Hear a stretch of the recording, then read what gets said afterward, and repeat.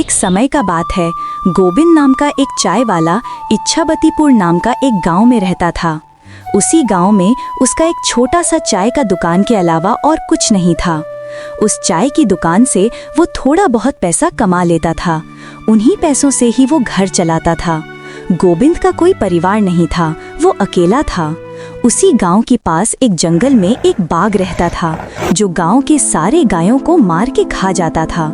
इसके कारण गांव के लोग बहुत परेशान हो जाते हैं और दूध भी मिलना बंद हो जाता है, जिसके कारण उसका चाय का दुकान भी अच्छे से नहीं चलता है। फिर वो घर पे जाके सोचता है, अगर ऐसे ही चलता रहा तो मैं कुछ खाने के लिए भी नहीं पाऊंगा। मुझे दूसरे गांव में जाकर कुछ काम ढूंढ लेना चाहिए। गोविंद गांव की तलाश में दूसरे गांव की तरफ निकल पड़ता है और जाते जाते रामगढ़ पहुंच जाता है। वहां उसका रहने का कोई ठिकाना नहीं था और उसके पास कोई काम नहीं था। और चलते चलते वो एक अमीर किसान भगत सेठ के पास आ पहुंचता है। सेठ जी, मैं हूँ गोविंद, दूसरे गांव से आया हूँ। हमारे गांव में बाघ का आतंक मचा हुआ है। गांव के सारे गए एक के बाद एक मारे जा रहे हैं और मेरे चाय के दुकान पर दूध मिलना बंद हो गया है। दुकान अच्छे से नहीं चल रहा है। अगर मुझे आपके पास कोई काम मिल जाएगा तो बड़ी कृपा होगी बड़े भाई। अरे रे, लगता है तुम्हारा हालत बहुत खराब हो गई है। ठीक है, वैसे मेरे पास एक काम तो है, पर लगता नहीं कि तुम वो कर पाओगे। आप चिंता न करो सेठ जी, मैं सारे काम कर पाऊंगा। अच्छा ठीक है गोविंद, मेरे बात कान खोलकर सुन लो। मेरे पास 20 गाय 20 बैल हैं। तुम्हें हर दिन उनकी गोबर निकालना होगा और रोज सुबह शाम उन्हें चारा पानी देना होगा। महीने के आखिर में तुम्हें इस काम के लिए 300 रुपए मिलेंगे और हाँ, हमारे तरफ से 2 वक्त का खाना मुफ्त दिया जाएगा। बोलो, क्या तुम ये काम कर पाओगे? अरे बाप रे, 20 गाय 20 भैंस को पालना आसान नहीं होता और ऐसे भी मेरे पास कुछ काम नहीं है और सेठ जी ऊपर से 2 वक्त का खाना भी मुफ्त दे रहे हैं। ठीक है सेठ जी, मेरे को यह काम मंजूर है, पर एक विनती है सेठ जी, मैं इस गांव में नया हूँ और अभी मेरे को कोई घर भी नहीं मिला है रहने के लिए। अगर आपको परेशानी ना हो तो क्या मैं तुम्हारा गौशाला में रह सकता हूँ? और भगत सेठ थोड़ी देर सोचता है और गोविंद को ऊपर से नीचे तक देखने के बाद कहता है, ठीक है गोविंद, तुम गौशाला में रह सकते हो। आपका बहुत बहुत धन्यवाद सेठ जी। तब से गोविंद भगत सेठ की गौशाला में रहकर काम करने लगता है, पर रोज सुबह जल्दी उठकर गौशाला में काम करने लगता और गाय और बैल का गोबर निकालता, उन्हें चारा डालता और समय पर पानी भी पिलाता था। हर दिन गोविंद अपना काम ईमानदारी और पूरी मेहनत से करता था। भगत सेठ को भी गोविंद का काम बहुत पसंद आने लगा, क्योंकि वह अपना काम सफाई से करता था। एक दिन भगत सेठ गोविंद को अपने घर पर बुलाता है और बोलता है, गोविंद, मुझे तुम्हारा काम बहुत पसंद आया है। तुम गाय और बैल का अच्छा ख्याल रख रहे हो, इसलिए दूध की गुणवत्ता भी बढ़ रही है और गाय पहले से भी ज्यादा दूध दे रहे हैं। इसलिए आज मैं तुम्हारा तनख्वाह बढ़ाकर पूरे 400 रुपए कर रहा हूँ। जी धन्यवाद सेठ जी। कुछ दिन ऐसे ही बीतने लगते हैं। गोविंद भगत सेठ के पास बहुत मेहनत और ईमानदारी से काम करता है। धीरे धीरे गोविंद के पास अच्छा खासा रुपया जमा हो जाता है, जिससे वो अपने लिए एक छोटा सा रहने लायक कुटिया बना लेता है। उस गौशाला में सोकर तो मेरी नाक से गोबर की गंध नहीं जा रही। आखिरकार मेरे घर में मेरे को चैन से तो सोने के लिए मिलेगा। तब से गोविंद भगत सेठ पास गौशाला में काम करने आता और 2 भक्त का खाना खाकर अपने घर सोने के लिए चला जाता था। कई साल ऐसे ही बीत जाते हैं। गोविंद के मेहनत के कारण उसके पास अच्छा खासा रुपया जमा हो जाता है।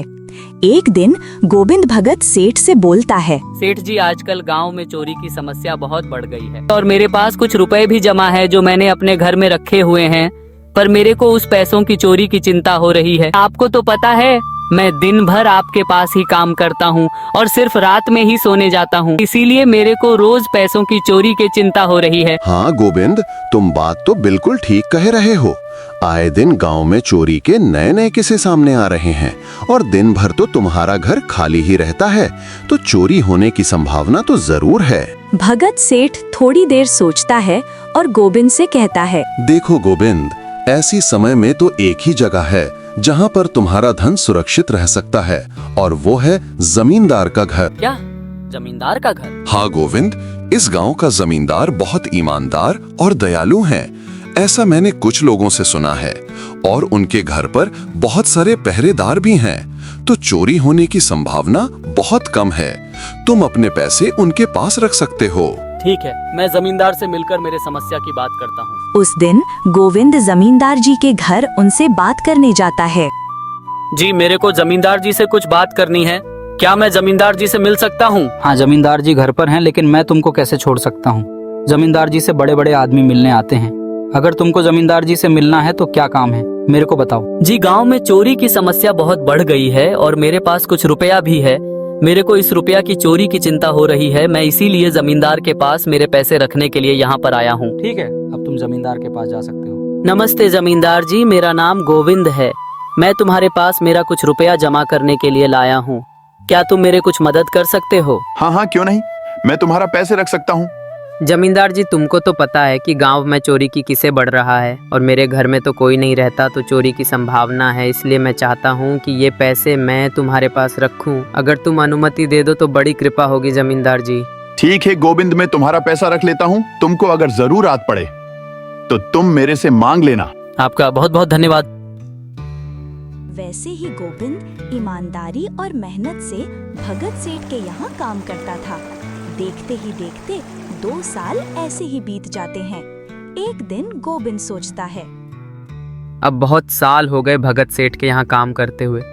वैसे सेठ जी तो बहुत अच्छे आदमी हैं, पर सोच रहा हूँ खुद की ज़मीन लेकर उस पर मेहनत करूँ, तभी मैं बड़ा आदमी बन सकता हूँ।